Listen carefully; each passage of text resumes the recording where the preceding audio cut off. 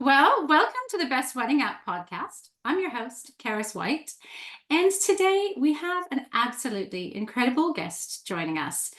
Now, she's someone who's bringing a super fresh perspective to weddings in South Australia. She is the creative force behind the game-changing service that's making traditional guest books a thing of the past. Abbey is the creator of her business, Time for Chats. Now, Time for Chats is redefining the way we capture the essence of weddings. So no more forgotten guest books or written guest books collecting dust that just say, sweet, have a lovely married life. Abbey attends your event. She chats with you. She makes people laugh. She chats about all of these crazy things. And then you have this edited video that you can cherish forever.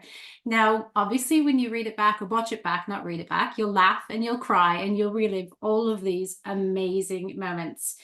Now, Abbey has, an amazing sort of history behind her. She's an accomplished broadcast journalist with over 7 years experience in Australian radio. Her passion for storytelling started at a very early age, even dancing to the Channel 9 News theme song as a toddler. So she was destined for this. Today, she can be heard on Nova 919, delivering the news and traffic updates as part of the Jodie and Hayesy breakfast show. So welcome, Abbey. Thank you so much for having me. This is definitely new. I'm usually the one asking the questions, so this is new for me. I love this. Now, I must tell you that because I'm a singer first, I love a jingle, and I wrote the Best Wedding App jingle. And this morning when I was in the shower, I was like, "Oh my God, I've got the best jingle for Abbey." So are you ready? I'm ready. Wrap yourself in. Ready? Yeah. Abbey from the newsroom. Abbey from the newsroom. It's time to chat. Chat. I love it. Are you copywriting that? Because I might have to steal it. Do you like my chat at the end? Oh, Good. that's the So best. good. I'm sure you can get someone at Nova to make that sound a bit better. I'll go and speak to the guys upstairs who did my ad for me. So we'll see if we can chuck that in there Can we too. stitch this in? I love it. Now, tell us, so what inspired you to start Time for Chats? Because it's pretty cool. It's a pretty new concept. It really is. So there's a few people across Australia, less than a handful that sort of are doing something similar. But I guess for me, I'd sort of been sitting on the idea for probably about a year, and then a friend of mine said, "I reckon I've seen something similar happening in Newcastle." And Tommy, I think it's Kasha, I think if he's listening, sorry, he had started wedding chats in Newcastle. And, as soon as you see someone else doing an idea, you're like, oh, okay, well, I can't do that. And then I thought, you're in Adelaide, you're nowhere near him, you're going to bring something different to the table. And obviously, I've been in broadcast journalism and I've been on radio for 7 years. I'm a writer as well. And I thought, you know what, just start it and just see what happens. It is a really new concept. No one else is doing it in Adelaide that I know of yet. So it has been a little bit difficult to kind of, tell people what it is. But yeah, that's how it sort of all started. I just went, you know what, let's just do a wedding and see what people think. And the feedback was really great. So here we are. It's awesome and it's super fun. And, you do capture a different perspective because you've got great things to talk about with people and a great personality. So it brings people out of their shells. Yeah, I think I get it a lot where people say, "Oh God, you're really easy to talk to," and that can be in you're sitting at an event or you're at a party or whatever. I have 3-hour coffee dates with my 94-year-old nana because we just can talk the whole time. So, yeah, I think for whatever reason, that's my superpower in this lifetime is to be able to get people to open up and chat, which obviously makes Time for Chats really good because you can have people walk up and they're scared, they see a microphone and they go, oh God, what's she going to ask me, or they think they've got to come up with it themselves, and when they sort of start to realize that we're literally just standing here having a chat, yes, it's being recorded, they open up and they start to delve into their life and how they know the person and things like that. So yeah, I guess I'm using that side of my skills. Yeah. And how do you do the recording, Abbey? Do you have like a tripod that you record that you Yeah, so I've just started off small business owners. This is one for anyone running a small business. Is you first start and you kind of outlay a little bit of money, and it'd be nice to have the best of the tech when you first start out. But unfortunately, that's not always available. But Yeah. what I'm doing at the moment is I'm recording it on my phone on a tripod, and then I've got also a microphone with a recorder connected to it. So eventually would obviously go and splurge the money on a DSLR camera and a wireless microphone, but just to start, just to see before, am I going to commit to this or not? Yeah, it's a phone and a microphone. Yes, amazing.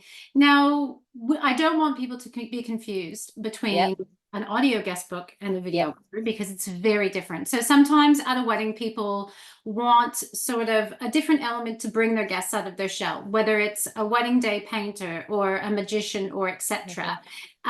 That's what Abby is. She will bring your guests together. So for example, let's say you have a wedding where there's 50 international guests and 30 guests who aren't international, and there's a yeah, crossover that's going to be a bit awkward because these people yeah, don't know these people.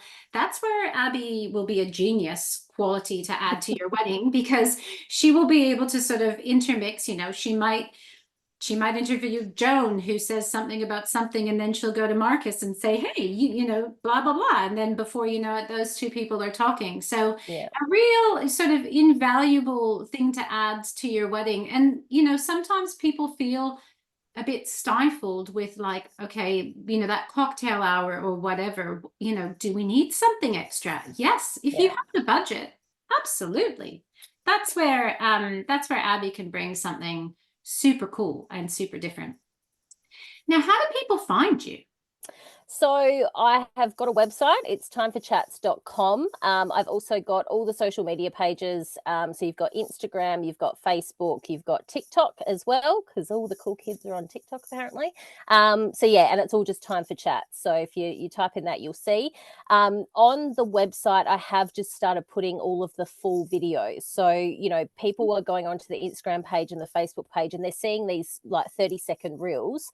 That's great. But if you're a wedding couple or you're somebody who's hosting a function and you go, well, what are we actually paying for here? You can go onto the website and you can have a look at some of the longer videos, Yeah. and they range anywhere from 30 minutes to an hour and 20 minutes. So it just depends on how many guests, how big the function is, and what the function is. Yeah.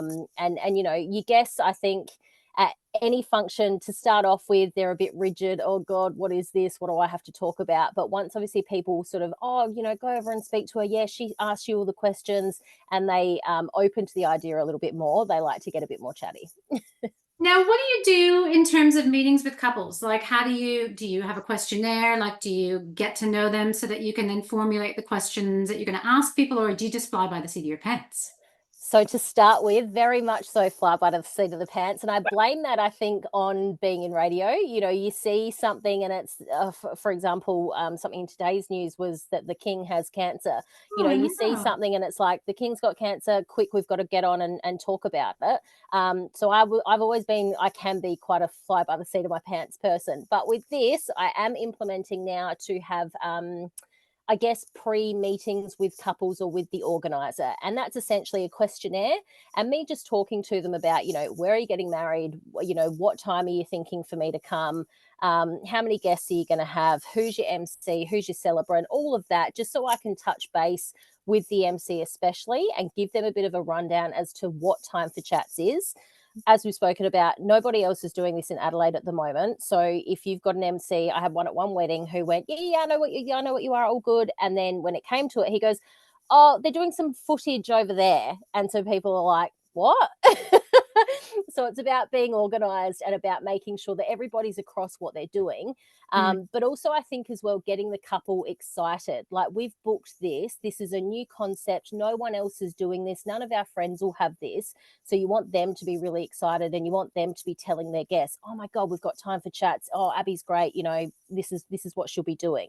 So yeah, so to start with, it's an email or a phone call, message, whatever, to myself. I then set a time for us to talk.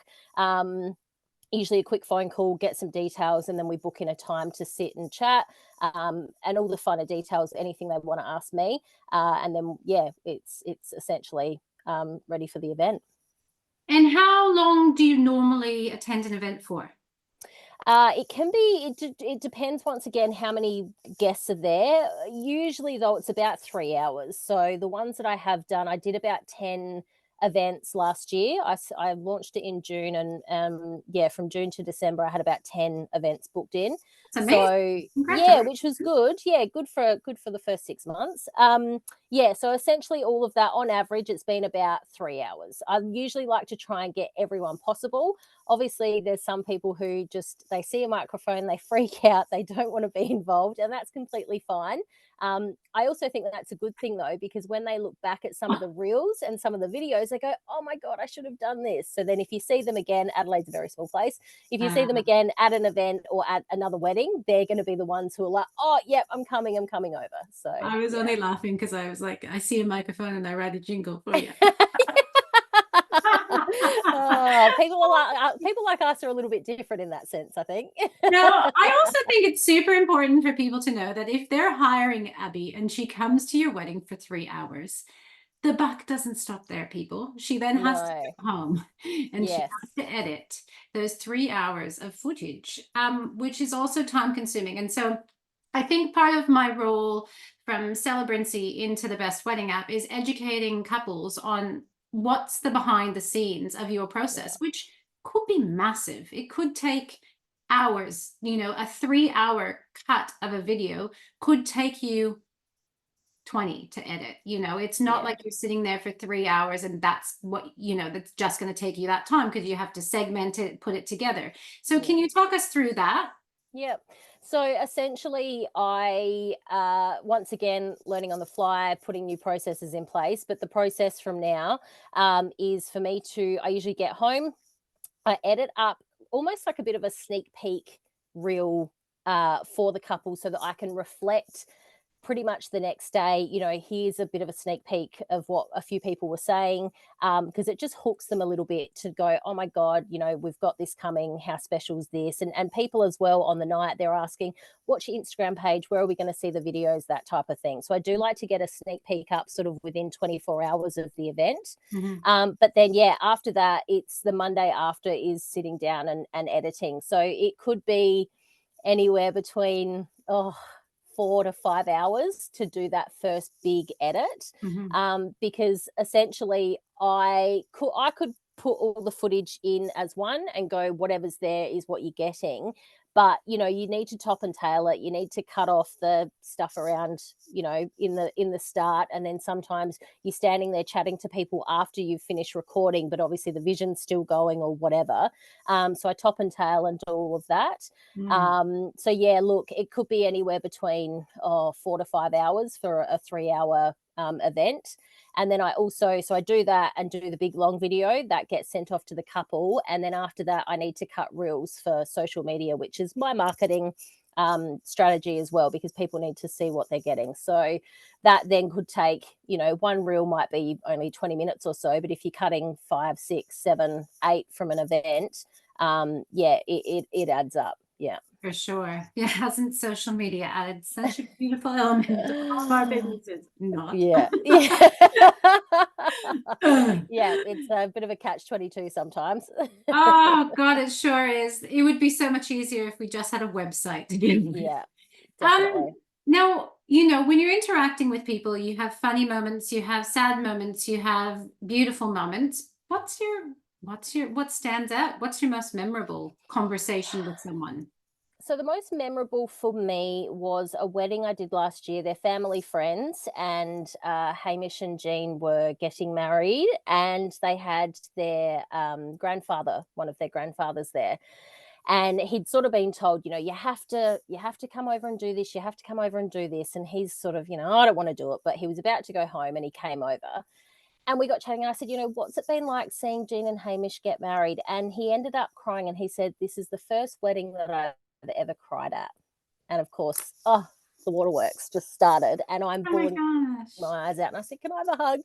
And he hugged me. And I thought, if I hadn't have been there, you wouldn't have captured that. You wouldn't have got Mm. that footage. And so yeah, that's probably been the most memorable. And I think I drove home that night. I had about a 45-minute drive home, and I drove home that night going, you've started something really special here and you need to back yourself. This is going to change people's lives in the sense of you've got that footage, once he passes, they've got that footage forever. I was just going to So, say, I'm a funeral celebrant too. And let me tell you, some yeah. of the most moving moments at a funeral are when people, throw to camera and have a little Mm, snippet, a video snippet of someone talking that's yeah. passed away. It's very, very, very beautiful.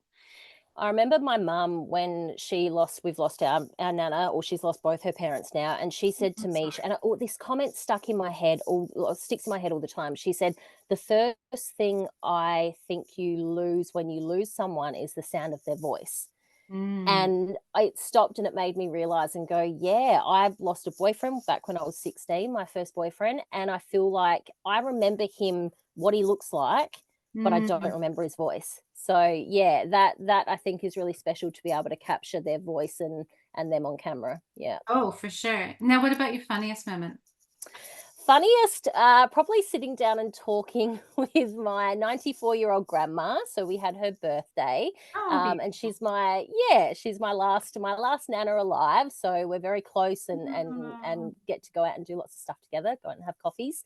But we were sitting there, and I was asking her essentially, what's the secret to a long happy life and things like that, and she's talking about health, but like you've got to eat chocolate and you've got to like champagne and things like that. And it was just a real like someone's giving you a big bear hug and a real sort of butterfly moment in your tummy of like, I get to sit here and talk to my nana at the other end of her life, about all the funny things that she's done and the things that she's most proud of, and all of our family as well. So that's definitely one for the books.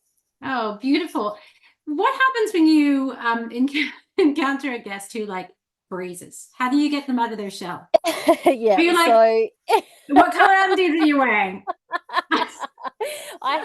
we had our end of year gym party, and there was a gentleman there who I swear I've never heard him say more than 2 words in the gym. And he was a little bit, didn't really want to give me too much. So I'm sort of doing all the talking. But to be honest, that's when I usually turn to give them a compliment. So I think I said to him something about, God, you lift like so heavy in the gym. Like, how do you do that? You deadlift so heavy. And he was like, oh my God, no, I don't. And that You're kind of so kicked good. off. That kind of kicked off the conversation. I find as well, there was a few women at a wedding who were really nervous, didn't want to, oh, I don't want to do this. And I basically started with one and I said, oh, a moment for the dress. God, you look gorgeous. And she just relaxed and she just, oh my God, thank you so much. You look beautiful too, blah, blah, blah. And it just kicked off the conversation. So And yeah, then it you have the can. girl that you said, your tits look so pretty. That was my sister. That was my sister. She's going, I need to stop. I need to stop being at events that you do time for chats at. Oh Yes, my that was God, I very funny. loved it. I laughed so Um, good. but I guess as well, and one of your questions, sorry if I'm jumping forward, one of your questions was, how do you keep it professional, but also having a bit of a laugh? And I think you've just got to, I guess that's what being a journalist is as well, is being able to sort of pick like, oh yeah, this person's going to be fun and funny, or I need to rein it in here because we're speaking to the mother of the bride or whatever.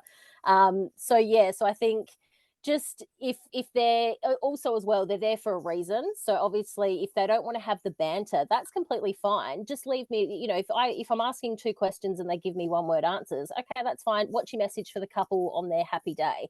Because that gets them talking about the people that they know, what they know, Yeah. what they're there for, and sometimes does get a little bit of emotion from them as well. So yeah, it's just being able to read people, I think. Yeah. Well, and sometimes it's oh so hard to read a room. Like Yeah. even for weddings, when I'm a celebrant and I walk in and there was 150 people and they're all seated, until you start that ceremony story, you never know how people are going to vibe with it. Sometimes Yeah, they'll laugh and really be into it, and sometimes they'll sit there and be deadpan. So I yeah, imagine for you interacting with that, being on yeah, the other end of that, like you really would have to come up with things quickly, which is where your yeah. job would be amazing at helping you. Yeah, I think it helps as well when I've had a few people say, "Oh, we'll book you from, as soon as the ceremony's finished." And I'm like, "Yeah, no, I'll get there about like 4:30, just give people an opportunity to have a few drinks. And I think that helps as well. It sort of relaxes people a little bit. Yeah, for sure. Now, obviously, sometimes people, prior to this conversation might not know exactly what you are. Like, what advice do you give people when they contact you and say, look, we're considering you? Like, what do you say? Do you talk them through exactly what we're going through now, or do you just tell them how, tell them the story about the beautiful old man and how you can create lifelong memories? Yeah, definitely. I definitely have had a little bit of advice probably in the last month or so about being a little bit more, you have to involve the emotion a little bit when it comes to selling something like this. And it's got to be, these are memories that you're not going to be able to capture, because your videographer obviously has a role to play, but they don't get these individual interviews and moments with your guests. Hmm. So definitely when people book in, I've got a booklet that I send them, which has got, here's a bit about me. And I like to tell them my background so they know that I'm not just some random person rocking up and sticking a microphone in people's faces. So yeah, I tell them a little bit about me, but I also then send them the event video page on my website and say, take a look at some of the weddings that I've done. This is what it looks like. But definitely Grandpa Crying is a video that's been sent to a few people, just to show, these are some of the really beautiful moments that we can capture. Because as much as it's fun, I'm not just there to get the fun parts. I'm there to get the emotion. I'm there to get the advice that you can, in 20 years' time on your wedding anniversary, sit down and go, oh my God, remember when they said, make it fun every day? Have we done that? Do we need to be having more fun? Whatever. So yeah, I'm it's only about laughing as I think about my children this morning. And I was like, why does every day have to start like this? I definitely wasn't having fun. There was one person who said at the last wedding I did, don't have children, they suck the soul out of you. And I'm like, oh, this is gold. But any advice is good advice, I say sometimes. So yeah, it's not just capturing the fun and the vibe, because I sort of do a bit of a few vibe checks during the night. How's everyone feeling and going? But yeah, capturing those moments that they won't be able to get captured through other forms of providers like videographer and things like that. Now, obviously, being a new business, not nobody else in your area, etc. I know of Mr. and Mrs. Social over in Melbourne Yeah. who are on the app. And apart from that, I don't know of anybody. Have you faced any challenges with wedding suppliers in the industry going like, at weddings? Like, has it been difficult, or do you just preempt or stop that from conversation from happening because you contact them before and you say, this is who I am, this is what I do, etc.? Yeah, definitely. I haven't had one person turn around and say, oh, this is a crap idea, or, whatever. I haven't had any pushback or anything. I very much a person, and people laugh, I get really nervous and I don't have a lot of self-confidence, which is, when you look at my job, you go, oh, how ridiculous. So I think for me, the first 6 months, I've been just, oh, there's some chick over there with a camera and a microphone. Don't really know what she's doing, but, we'll just let her go, sort of thing, from other suppliers. So now I'm really getting on the front foot, and that's why I'm saying to the couples, who are your providers and who are the other suppliers who are going to be there, because I want to be able to tag them in social media posts, like, we're here at Jean and Hamish's wedding, and it's Good Loving Photography and whoever else, and all of that. So yeah, haven't had any pushback yet. Most people are pretty good. A lot of them providing feedback or sharing posts or things like that, which has been fantastic. But my advice to anyone starting anything new is to get on the front foot and speak to people beforehand. For me, the MC, sending a message, hi, how you going, this is what I do, throughout the night. If you can get on the microphone and call people over, that would be great. So yeah, no pushback yet. I'm sure someone else will decide what a great idea and do something similar in Adelaide, and I welcome that. I think competition is good, because no one's going to do it like you do it. And I guess I get to have the Adelaide's first live video guest book tagline, which I love. So totally, for sure. And you should have all the self-confidence in the world, because you are so talented and so beautiful. And I think as women, it's really interesting how we have that narrative, right? I did a wedding on the weekend, and this gorgeous auntie was wearing a Zimmerman dress, which I freaking love Zimmerman. Love. I can't Yeah. afford. And I said, "Whoa, is this a Zimmerman?" And she's like, "Oh yes, but don't look at me like I feel hideous." And I was Yeah. like, "Hold on." She goes, "I actually didn't buy it. I rented it, and it's too short." And I was like, "Okay, let's just roll back a minute." And like, I do not know this woman at all, but I was like, Mhm. "You look amazing. You know, you've got legs for days." And she sort of said, like, "I'm a 53-year-old middle-aged woman. Like, I didn't know if I should wear this dress, and I felt a bit silly." And I was like, why can't we just say, like, why can't we just own it? Thank you. You know? Like, and you like, I've obviously when you've signed up to the app, etc., and I've been following your journey, like, I just think your story is beautiful. And I wish nothing but beautifulness for you in your life, because you Oh, radiate such a gorgeous vibe, and thank you you. should have all the confidence in the world, because look at what you do. It's amazing. Now, I think I'm getting better. I was petrified. Everyone used to say, "Why don't you do TV?" And I used to go, "Oh God, I couldn't be on TV." And now I'm running a business where I'm on camera. So yeah, we're getting totally, there. for Baby sure. steps. Now, I think because we're talking weddings, people probably assume that Time for Chats is just for weddings, but you're not. You will Yeah. go wherever No. you go. Birthdays, bar I've mitzvahs. What will you do? Everything. You do everything. any event where there's Hens. people, I'll be there. So in the first 6 months, we had a fashion launch of a fashion label in South Australia. We went to birthdays, we went to weddings. I did an end of year gym party. It's been everything. We did a charity event here at Nova Entertainment where people cut their hair off for Oh, charity. wow. And so Amazing. I said to one of the bosses, "Do you mind if I do this?" And they went, "Oh yeah, go for it." So yeah, we've done heaps of different things. This year we'll be doing aligning with a few charities and going to some gala dinners. So that would be really good. And I've also just made contact with a wedding expo here in Adelaide, which is going to be held on July 21st. And essentially, I'll be an exhibitor at the expo, but then I'll also be up on stage doing Time for Chats live. Oh, cool. So yeah, so I mean, essentially, it could be anything. I mean, we've got the Adelaide Fringe coming up. There's so many events in Adelaide that we're party capital at the moment. So it could be anything. It could literally be anything. If you've got an end of year party, if you've got a wedding, if you've got a birthday, it literally could be anything that I can come along to. A bar opening, a baby shower, baby And birth, do a maybe not that. vaccine. Yeah. A birth. And how are you feeling? Having said But that, yeah, as I laugh, on a serious note with that, my husband said to me, "Do you want me to record you having a contraction?" And I was like, "Hell no." But then I actually, after birthed this child, I was like, "Oh God," like, maybe because it was so freaking painful. It's something I'm never going to repeat again. I was like, mhm, that moment is gone. And I think that's what couples need to understand, is that if you choose not to have these things at your wedding, that moment is gone. Those people are never going to be mhm, gathered in a room together again.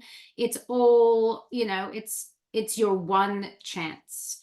yeah. Um, and I think, as we've stated before, in life, there is no certainty for things. And if you can create beautiful moments with all of your favorite people and have snippets of them, you might just change someone's life, because maybe Auntie Joan passes away 6 months later, and that is something to cherish for that family. It actually is a gift, an incredible gift. Oh, definitely. And I think we forget, a lot of people say as well that your wedding day, I'm not married. If there's anyone single looking for love, then get in contact. We'll put our But Instagram handle up. I'm not married, but I do hear, from friends and from a lot of the couples of how quickly the day goes. And, you're so worried about doing all of the things and, okay, we've got a run sheet to go by and, okay, tick that off. Oh, first dance. All right. Yep. Now we can party. Oh, it's all over. So I think to be able to have something like this, obviously your photos and your video from your videographer capture the day, but to be able to see what people are actually thinking and saying in real time is also a pretty special moment. And I try to say to people that, you know, it's sort of like an extension of your video, of your photography. It's just capturing the mood and the feel and the vibe of the day, which, you know, I think for most people, they want to sit back in 20 years time and still be able to feel that. That's right. And very different to content creation in that that's just a video. Those are just snippets of photos of the day. You know, Abbey is creating the emotion of the day, really, with those people, which is very different. Now, being a trend setter in the wedding industry, which is what you are, have you seen any new trends, anything that you think is on the horizon that's coming in that you think is cool, apart from you? Definitely just me. Anything to do with live I'm video the guest bomb. books, just me. I am actually noticing a lot of people are really going back to basics, which I sort of love. I think you can get so wound up in going, oh my God, we have to have absolutely everything, or everything's got to be the best of the best. Some of the best weddings I've been to are the real rustic weddings, and I love, me personally, I love that look. I guess trends, I was looking at these the other day for 2024. It is that content creation. There's so many people doing it so well in not only Adelaide but across Australia, obviously, of having someone come and capture your wedding and turning it around, obviously a lot quicker than the traditional means of photography and videography. So I do like, the rustic, and we're going back to basics. I think weddings as well, the average price of a wedding has come down despite cost of living. So I'm really liking that. I'm also, well, one thing I'm not liking, which I'm going to bring up, is I've seen a lot of posts on one of the wedding groups I'm in on Facebook about people not RSVPing. What? So to anyone, yes. So there's been brides who have posted, it's 2 weeks out from my wedding. I've sent all the RSVPs. I've tried to contact people. No one's, like, these people aren't getting back to me. And now the minimum for the venue is too low. And, you know, because most venues will say it's a minimum of, say, 50 people or 60 people or whatever. So if anyone's listening and you've got an RSVP for a wedding, go on Don't do RSVP that. right now. Yes, it's so rude. And I So just think rude.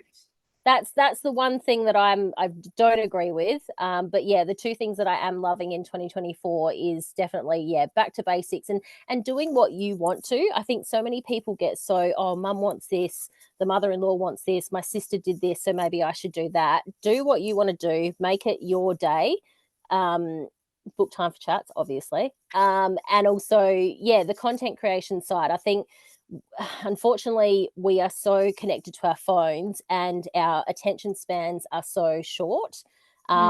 So I think, these 30-second reels that capture the entire day, they do have a place, and they are sort of the trend coming through in 2024. But Okay. there's two good things, one bad thing. Well, I get the content creation thing. I totally get it. I just wish we were all not so connected to our phones that we felt Yes, the need to have something so quick. You know, there's quick, yeah. Yeah, it is interesting how our world has gone with technology, but I totally get it. Like, it's a fast-paced world. My husband's always talking about music and how everything is sped up now to sound like almost like the chipmunks, because the kids' attention spans are so short that, you know, you couldn't have a George Michael song and captivate the kids' attention because it's, you know, long and drawn out. Verse, Well, verse. even in radio now, the songs are all like a minute 30, maybe 2 minutes. So back in the day, a standard timing of a song was 3 minutes 3:50? to 4 minutes Yeah. sometimes. So now it's a lot shorter songs. Which I never realized. And then I asked, I think I was living up in Brisbane at the time, and my content director said, oh, well, we can fit another song in, blah, blah, blah. And she explained to me, you know, the songs are all now, the artists are doing a minute 30, 2-minute songs because, attention spans have gone down. We need to play ads, we need to have content and all the rest of it. So the song sizes are getting small, the song durations are getting smaller, which to me is just wild. Totally wild. Well, it is. Do you have anything else, any other little tidbits about time for chats that you want to sort of sneak in before we end our beautiful conversation? I guess for me, thinking about time for chats, like we've spoken about, it's all about the memories. It's all about creating lasting memories for people.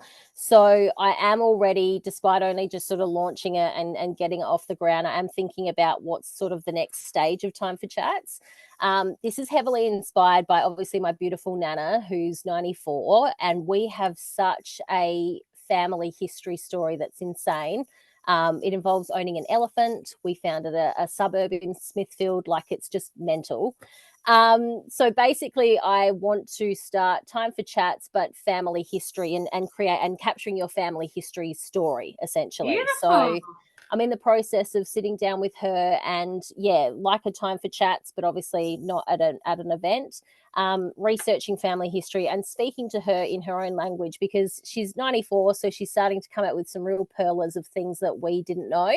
I found out that one of her brothers was actually an ABC cameraman back in the day. Are you And kidding? I'm going, Nana, and she's going, what? I said, well, I'm in the media. Like, why wouldn't you have told me this? So I think there's definitely a market there that we don't have. A lot of people write a book or do an autobiography, or they put notes, or they put in their genealogy stuff. Or a lot of But people don't do anything and don't have anything. yes, And then I that's meet it. them and then they go and I say, and what happened in Margaret's life? And they go, I've oh, got no idea. I've got no idea. Like, I asked my kids the other day, because I grew up in Canada, where did I go to school? And they went, I don't know. I was like, wow, like, if something happened to me, they don't have that knowledge base of where I went to school, where I studied at uni, even what I studied at uni. Yeah. It's really important information for people to have down the track, for sure. So that sounds like it's an absolutely amazing, the geriatric version of Time for Well, Chat. yeah, it pretty much is, to be honest. We've got our sister station here is 5AA, which is an AM station. So I was speaking about it with one of the announcers about sort of the next stage. And I said, he's going, oh, this is perfect for our listeners. And I thought, well, it doesn't even have to be someone who is, 80, 90 years old. You could be in your 60s and just retired and go, you know what, it's time to get all of this off my chest about my life and growing up and what I've been through. Because I think almost it's a little bit healing as well when we actually talk about our stories and we share our stories. You Mm, don't realize, but it is cathartic almost. And I've seen that even mm, with my mum. I moved back to Adelaide and I moved back in with them, trying to save for a house. And I'm getting to know my mum as a friend, not so much a mum, and getting to know things that she's been through in her life and the things that she's dealt with, and why her and I are very similar. So we've clashed a lot of our lives, but now we get along really well. So mm. I'm looking forward to, I know she's made some notes and I'd love to sit down with her and really talk to her about her story and the things that she's done, because there's still times she'll say, oh yeah, when I did this, and I'm like, I didn't know that. How did I not know that? So that's sort of the Yeah, next stage. Yeah, time for Chat's geriatric version. I Maybe love that's the it. tagline. And the podcast. Get Jimmy in the studio to record the jingle for Well, your. now I know that that's what you do. Then yeah, you're I gonna be totally don't do it. getting Well, I studied music, so I was an opera yeah. singer before I did all of this. So I just sing random jingles to my kids around the house and make them up. And for some reason, yours popped into my head this morning. I love it. I Well, love listen, it. it has been an absolute pleasure chatting to you. So thank you so much for sharing your time with us. And I just love everything about you. And I know your business will be a huge success. So people in Adelaide, book her. Do not hesitate, because I mean, anywhere in Australia, if you just pay for my flights, I'll be there. yeah, well, book her in Melbourne so we can see her down here. Abbey can be found on the Best Wedding app, and obviously her Instagram handles and her website, which we'll link in the show notes. But thank you so much for your time. Thank you so much for having me. I really appreciate it.